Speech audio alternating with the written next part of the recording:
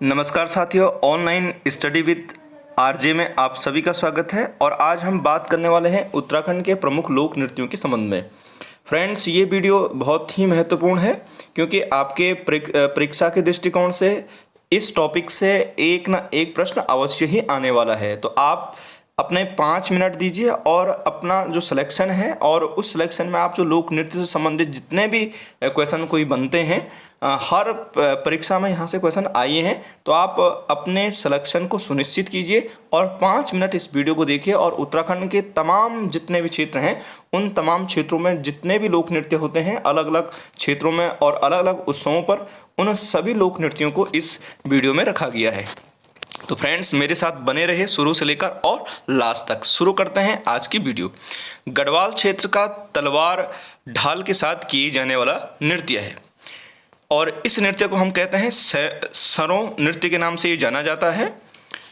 और प्रश्न नंबर 2 है, सरों नृत्य जैसा भोटिया लोगों में किया जाने वाला नृत्य है और इस नृत्य को कहते हैं पौड़ा नृत्य। फ्रेंड्स, जो हमारी जो भोटिया जनजाति है, भोटिया जनजाति के जो लोग हैं वो शादी ब्याह में मूल रूप से ये नृत्य किया जाता है, जिसमें वो लोग ढोल दमाऊं मसक बीन के साथ साथ वहाँ पर जो पारंपरिक वेशभूषा होती है और उसके साथ जो कुछ लोग तलवार और ढाल के साथ नृत्य करते हैं, उस नृत्य को पौड़ा नृत्य कहते हैं। सरो नृत्य जैसा कुमाऊं क्षेत्र का युद्ध नृत्य है और इसका जो उत्तर है वो है छोलिया नृत्य। फ्रेंड्स, छोलिया नृत्य कुमाऊं की पहचान है और ये नृत्य मूल रूप से शादी ब्याह के दौरान और विशेष जो वहाँ के मेले हैं, उन मेलों में छोलिया नृत्य का काफ़ी मंचन किया जाता है। अगला पॉइंट है, उत्तर काशी के किस मेले में पांडव, डोली, गेंडा व राहों नृत्य किया जाता है? और ये है माघ मेले में। जो उत्तरकाशी का जो प्रसिद्ध मेला है माघ मेला में जो पांडव, डोली और गेंडा के साथ जो नृत्य होता है वहाँ पे रासो नृत्य, वो किया जाता है माघ मेले में। अगला पॉइंट है, किस क्षेत्र का पांडव नृत्य विशेष प्रसिद्ध है? और ये है केदार घाटी क्षेत्र का।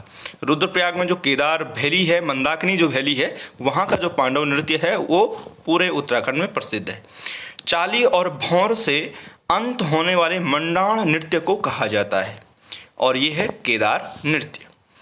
जौनसारी समाज में जन्मोत्सव, विवाह आदि में किया जाता है और इसका सही उत्तर है बुडियात नृत्य। ये जौनसार क्षेत्र में जब किसी बच्चे का जन्म होता है तो उस उत्सव पर किए जाने वाला जो नृत्य है उसे बुडियात नृत्य के नाम से जाना जाता है। गोरखा राइफल्स के जवानों द्वारा खुंखरी हथियार के साथ किया जाता है। जो खुंखरी हथियार के साथ जो नृत्य किया जाता है वो कौन सा नृत्य है? तो उसको कहते हैं हम खुंखरी नृत्य। यहाँ पे थोड़ा मिसप्रिंट हो गया है फ्रेंड्स। अगला पॉइंट है, जौनसारी जनजातियों में रमतुल्ला वाद्य यंत्र के साथ किए जाने वाला नृत्य है और उस नृत्य को कहते हैं हारुल नृत्य। पॉइंट नंबर 10 है, पुरुषों द्वारा खंबे के शिखर पर चढ़कर की जाने वाला नृत्य है। इस नृत्य को कहते हैं लंगवीर नृत्य, जिसमें पुरुष किसी खंबे पे चढ़ जाता है फ्रेंड्स और खंबे पर चढ़कर वहाँ वो नृत्य करता है, तो उस नृत्य को लंगवीर नृत्य कहते हैं। लंगूर की तरह वो नृत्य होता है तो इसलिए उसको लंगवीर नृत्य कहा जाता है। पॉइंट नंबर 11 है, चौफुला एक श्रृंगार प्रधान नृत्य है जिसमें स्त्रियों को चौफुलों और पुरुषों को चौफुला कहा जाता है। यह नृत्य है, ये गढ़वाल क्षेत्र का एक प्रसिद्ध नृत्य है जिसे चौफुला नृत्य कहते हैं। पहले ज़माने में गाँवों पे ये नृत्य किया जाता था, लेकिन समय के साथ धीरे धीरे जो हम वर्तमान समय में जो हमारी जो परंपराएं बदल ली हैं पहाड़ों की, तो अब ये नृत्य मूल रूप से विशेष उत्सवों पर ही, जब मेले या इत्यादि में ही देखने को मिलता है। अगला पॉइंट है, मध्य गढ़वाल क्षेत्र में सुख समृद्धि की कामना हेतु किया जाता है। कौन सा नृत्य जो गढ़वाल क्षेत्र में सुख समृद्धि की कामना के लिए किया जाता है? तो उसका जो वो नृत्य है पौराणिक नृत्य बगड़वाल। ये बगड़वाल जो है, बगड़वाल नाम से ये नृत्य किया जाता है। 13 पॉइंट है, गढ़वाल क्षेत्र में नव विवाहिता या विवाहिता स्त्रियों द्वारा मायके की स्मृति में किया जाने वाला भावना प्रधान नृत्य है। यह है झुमेलू नृत्य। 14 पॉइंट है, गढ़वाल क्षेत्र में चांदनी रात में किया जाने वाला श्रृंगार नृत्य है चांचरी नृत्य। पहले ज़माने में गाँव में बहुत ठंडों के टाइम पर बहुत चांचरी लोग खेलते थे, लेकिन अब समय के साथ साथ अब गाँव में लोग हैं ही नहीं, सारा पलायन हो चुका है पहाड़ों से, तो अब ये चांचरी भी बहुत गिने चुने गाँव में ही देखने को मिलती है। पॉइंट नंबर 15 है, कुमाऊं में बसंत के आगमन पर स्त्री पुरुषों द्वारा किया जाने वाला नृत्य है। तो ये जो नृत्य है इसे बोलते हैं झोड़ा नृत्य।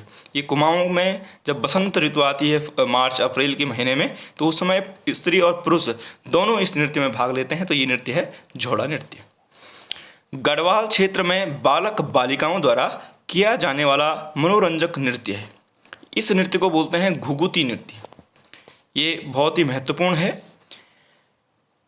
17 पॉइंट है, गढ़वाल क्षेत्र में भैला भैला नृत्य किया जाता है। ये दीपावली के अवसर पर ये भैला खेला जाता है, जिसमें लकड़ियों की एक गठरी बनाते हैं, फिर उसको उस पर आग लगाते हैं, और जो ये लकड़ियां हैं ये चीड़ की लकड़ी से वो निकाला जाता है, छोटे छोटे डंडे जिसे हम छिल्ला कहते हैं। तो छिल्ले को फिर जलाया जाता है और फिर उसे उस पर एक रस्सी बांधी जाती है और फिर उसे घुमाया जाता है। तो जो ये भैला भैला वाला नृत्य है ये गढ़वाल क्षेत्र में दीपावली के अवसर पर किया जाने वाला प्रसिद्ध नृत्य है।